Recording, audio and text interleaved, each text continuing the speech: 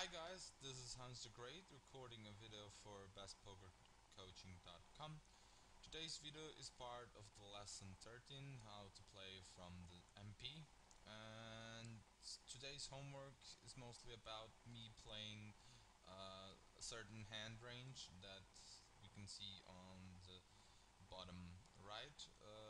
And the focus is gonna be only to open this hand from MP. Since this video is gonna be a little bit of short, so it's just about 10 minutes long, I open for zoom tables so we can practically see as much hands as possible. So let's go just straight into the action and focus. Things, of course, first hand we're most likely just gonna get a couple of blinds play, but in general, yeah. Let's hope I'm gonna be able to deal with four zoom tables. Definitely did not play a while that many zoom tables, so yeah. Ace 9 suited off. I think I'm just gonna go ahead and call and try to defend.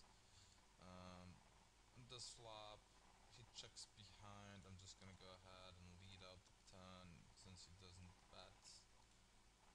And he folds, so fine. Let's see if we can get at least some hands from MP. Would be a little bit sad if we actually, in a 10-minute video for tabling Zoom, do not get any hands from MP. So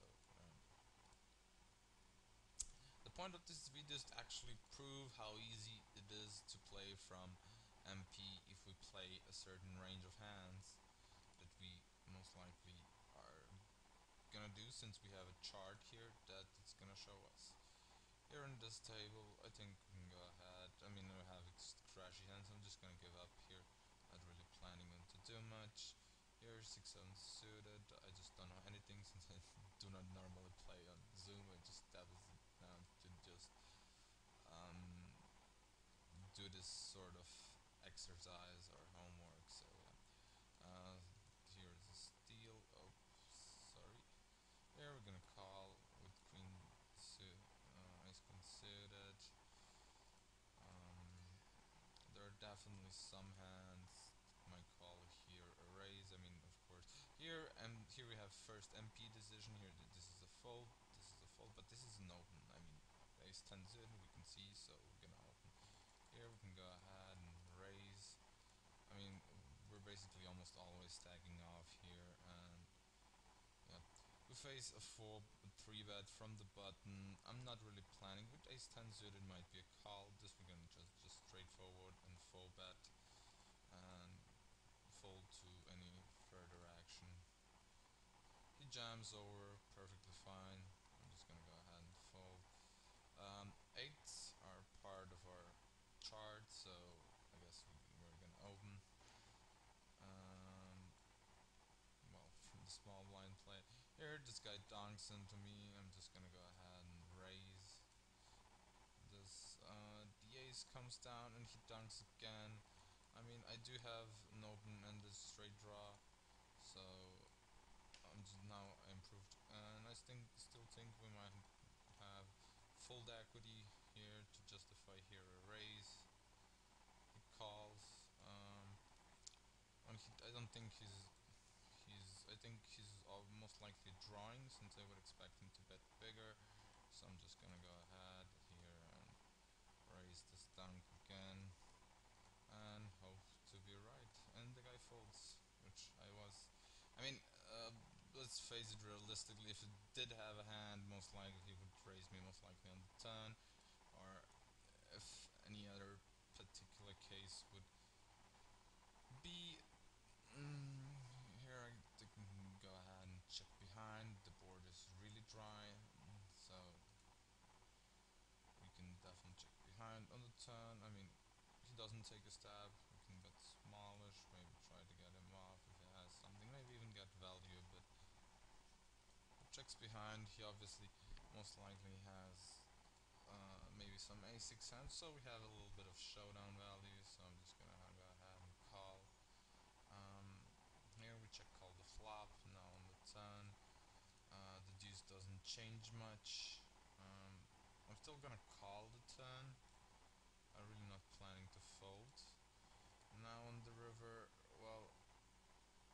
this sort of a pretty curious decision. I mean, the guy bets three streets on this type of board. The jack, it may and may not hit. I mean, we're sort of a guess, but in general, I wouldn't say that people fold on this board, so I'm just gonna go ahead and fold the eights. Anyway, here with the pocket nines, here we can go ahead and eyes raise big. Pocket nines is part of our chart, so we can go ahead, as well as king jack. We can see king jack here off, part of the chart. So here the guy called the raise, big pre-flop eyes raise, and now let's see, he goes ahead and jams. Where are we going broke here? I mean, against the half stack, not really much for me to do. I mean, limp calling kings doesn't happen that often, but yeah. Anyway, not much really for me to do. Maybe it was a bit too light of a stack off. I mean, I could have most likely even folded the hand, possibly. So yeah, but yeah. Anyway, the thing's done and I can't really do much. As I said, I'm not really used to play that many Zoom, so there are definitely spots where I lack sort of understanding or some more stuff. Here with the pocket fours against two callers, I'm just gonna go ahead here and c-bet this board. I have third pair, so this is in general fairly fine. Got one call. Here I think we can flat with the pocket fours, especially since we're giving this guy even better odds to just go ahead and call. We hit the top and bottom pair, so this guy checks behind again. I'm gonna check behind again as 6-5. I mean, what should I say? Not really much. Guy checks behind here now on the 10. I'm just gonna go ahead and lead out the guy here. I'm just definitely gonna raise this, and the guy folds. Anyway, in the video there was a topic about increasing our range based on the table dynamics, which on Zoom most likely isn't really the case. Of course, it might be the case if we're playing just but four tables Zoom is a bit, for me, definitely harder to maybe spot spots where I could open a bit wider or maybe tighten up a bit. So in general, I think the chart is a fairly good idea, and I would definitely think it should be good. Here I got 3-bet by an unknown. I'm from the big blind. I'm just go ahead here and call. The flop is 5-3-3 rainbow. We're definitely calling one c-bet. I mean, okay, pocket aces. I think it's an open from any position, not only from this one. So yeah.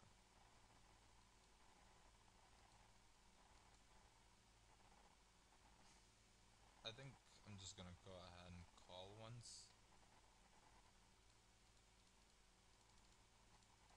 Yeah, we're gonna just 4-bet. Pocket fours are part of our range, so we're gonna go ahead and open from MP. This is sort of a board where you really do not want to.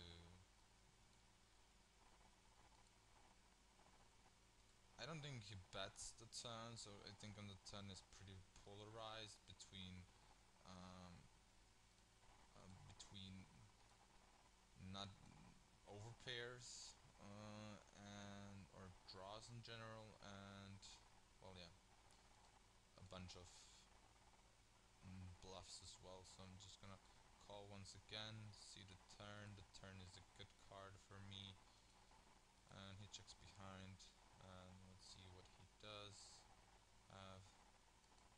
I think he's generally just went. Okay, we do not see it.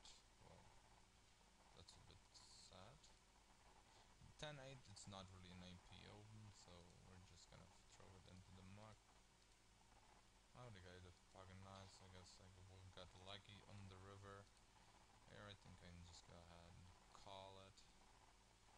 Here it's a dry board. I think we can go ahead and see that. We just want him to fold crap. The guy c-bets into me on this board. This is really not really an awesome board for pocket 10, so I'm just gonna go ahead throw this hand away. Ace jack suited. I think I'm just gonna go ahead here and flat. Three betting might also be an option, but the guy seems to be fairly weaker with his stack, so I expect to have pre-flop, post-flop edge, so I'm not like really ultra worried. He goes ahead and c-bets here. It's half pot, and I really don't know his tendencies, but I think we can go ahead here and raise to get a bit more value out of his a6 hands or king x hands. I don't think he's folding a king x hand here. So in general, yeah. Here I hit the gut shot with one over. So I think we can, after the big ISO raise, I think we can go ahead here and c-bet. Here pocket kings are of course a call. Now I have nothing changed. The queen is just another overcard, so always good to bet. If we get raised, we can throw our hand anyway into the muck, and it goes ahead good and folds. Deuce 4 is definitely not an MP open, I guess, as well as, well, 5 deuce. Queen jack off, hit G, not really a nice spot. Jacks, well, we see it's part of our charts, but I guess it's also sort of a no-brainer. So I'm just gonna head here. King 6-7 suited. I think we can just flat here and play perfectly post flop. On the flop, he c-bets weak. I think we can go ahead here and raise, mostly to fold out all his random crap.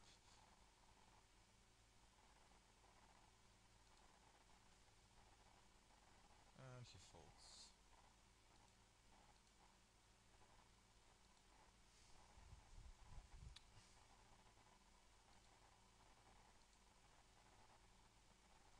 Jack, deuce jacks off. I think king queen suited, again MP, part of our chart, so I guess an open. Deuce jack off. I think I'm just gonna go ahead and steal, since in general I would feel that people on Zoom are really tight when it comes to stealing. King 10 off. We don't have it in our chart from MB, so I'm just gonna fold. But kings we're of course gonna have, so just open. But what I wanted to say, I'm really trying to increase my stealing range as much as possible, simply because wanna I do wanna play as more pass spots as possible. King 9 suited, I think we can flat here. I think it's a fairly legit hand to flat here. Since it's suited, here the guy's way too short to just play anything different. So here the guy c-bets and the two players, so we have to take it a bit from, give him a bit of credit. He calls, we hit the flush draw as well on the turn, so we're definitely not planning to fold to a second barrel. Let's see, he bets again. I think we are definitely gonna call. I think there is no point in folding here. So now on the river, it really becomes sort of close. What do you think, Queen 7 suit? I'm just gonna call here. I mean, check behind. I mean, and the guy bets now on the river, $9, and I'm just gonna give him credit. I mean, I'm just gonna fold now on the river. He bets the flop 3 ways, bet the turn after my call, and bet the river on a pretty good card. So in general, I'm just gonna give him credit here and fold my queen and my king here.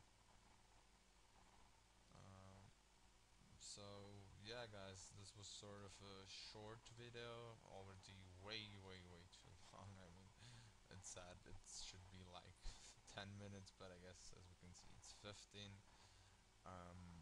Anyway, wish everyone good luck at the tables, and see you in the next videos. Bye bye.